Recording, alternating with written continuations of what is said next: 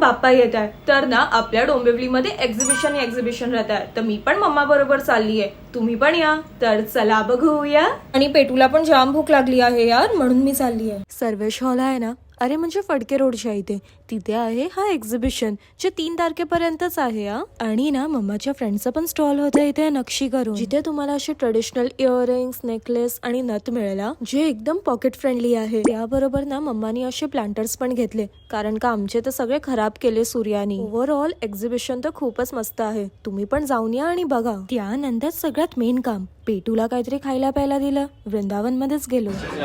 Cheese garlic naan बस का start है bread के ऊपर आप चीज डाल के देते हो. सगळ्यात पहिले मसाला पापड, उसके बिना तो कुछ भी नाही. मग थम्स अप आणि त्यांचं हे पनीर बिरबली चमन आणि गार्लिक चीज नान. कसलं टेस्टी होतं यार ते.